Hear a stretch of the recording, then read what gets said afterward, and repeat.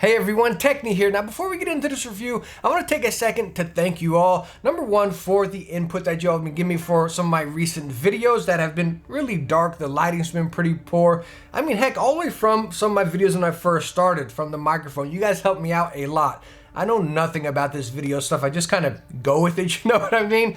But you guys have been letting me know in some of the recent videos that they've been really dark. So I've been purchasing some new lighting. I have some up right now and I have more coming. I actually bought a new camera. We're using XLR mic right now.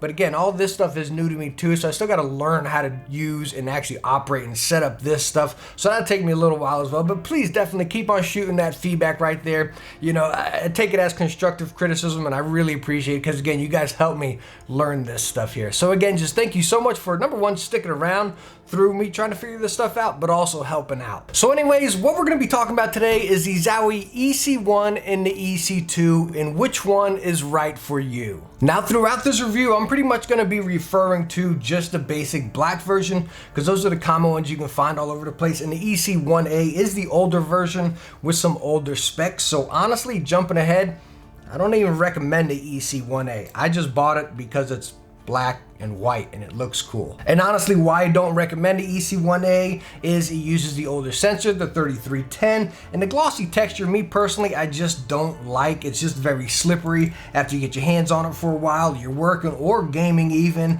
And again, for me at least, living in a southern humid climate, it just starts sliding around a little bit. I just don't like it. Also, you got that RGB up in the scroll wheel whenever you change your DPI. I'm not a big fan of it. The new ones just had the basic black one or a white one like in this guy over here. All right, so I just kind of wanted to get that out of the way just to kind of clear up so there's no confusion down the road within these reviews. But number one, out of the box, the first thing we see with both of these mice is the cable. That's not the best. It's a little chunky. As you can see, it gets tangled up quite easy. They're just not the best. So you know what we're gonna do here? Let's go on. We got a white paracord, all these from Dream Cables. What should we do? I'll go white paracord on the red mouse, and then how about a red paracord on the white mouse? Let's get this done.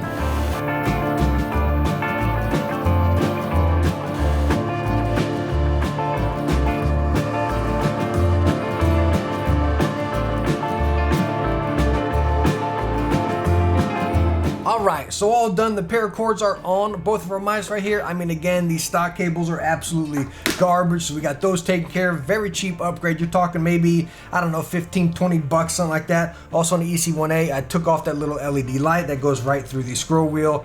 Thank goodness I don't got to look at that purple anymore. All right, so let's talk about the EC mice right here and actually using them, gaming with them or working with them, which I did do with both of them right here. And obviously both of these mice are ergonomic. They are palm grip mice pretty much primarily. I don't even know if I can say pretty much. I mean, these are palm grip mice, you know, but they're really quite different palm grip mice. Going over here to the EC2, again, it's a little bit smaller in the hand. I can actually use this guy for some FPS games, playing some Call of Duty and whatnot. I really feel like I'm in control. Now, when I come over here to the EC1, this guy fills out the hand 100%, like front to back right here, side to side. This guy is in my hand and it's incredibly cozy. And that's honestly why I wanted to do this comparison video. Number one, two fantastic mice, but two very similarly different mice.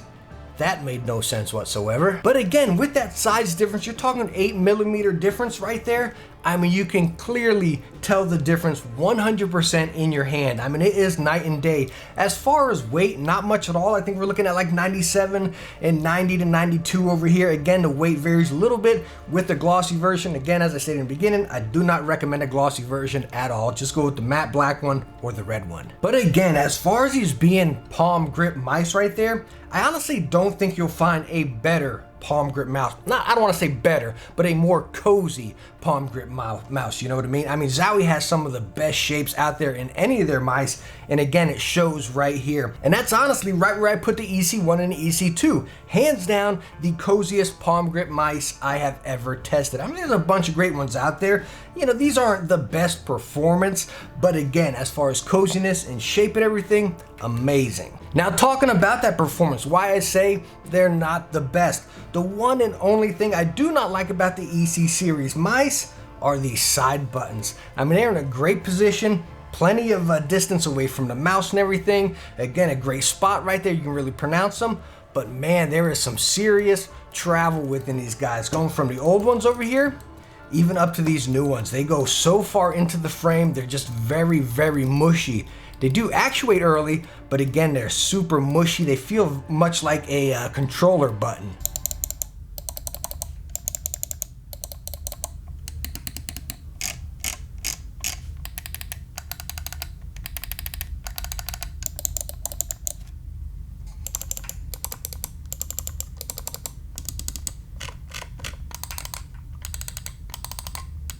So as you saw with that sound test right there, those side buttons, I mean, they got some serious travel in them. The #1 killer of this mouse right there. Some people don't like the scroll wheel, as you heard right there. It's very loud, comparable like a blue switch on a keyboard.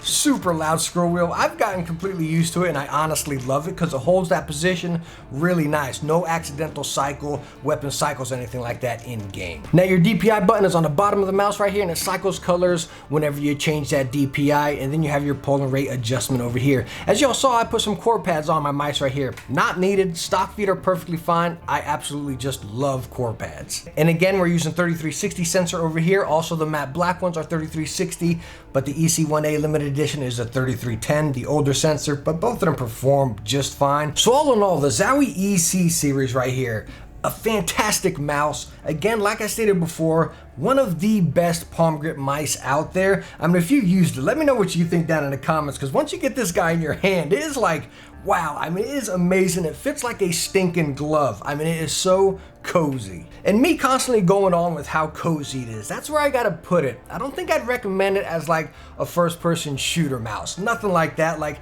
yeah, I used to play some Call of Duty with this, and it's nice and cozy, kind of slows me down in my gameplay, you know what I mean? So I don't think I'd recommend it for that first-person shooter game. Maybe a story game. If you're playing something like that, maybe a point and click, or just, again, a slower paced game. That's what I would recommend this for. Or working. Again, I use this primarily at my editing desk right there, and it works out fantastic. So hey, let me know down in the comments if you use the EC mice and what you think about them, what kind of games you play with them, because again, I'm just really curious what you game or what you use your EC mice for. But hey, thank you so much for stopping by and watching this review. I hope I was able to help you out and answer some of your questions if you're looking at picking up one of these mice, and I hope you enjoyed the video. If you did, hit that thumbs up and don't forget to subscribe for some future tech videos. Hey, I hope I catch you in the next one. Bye now.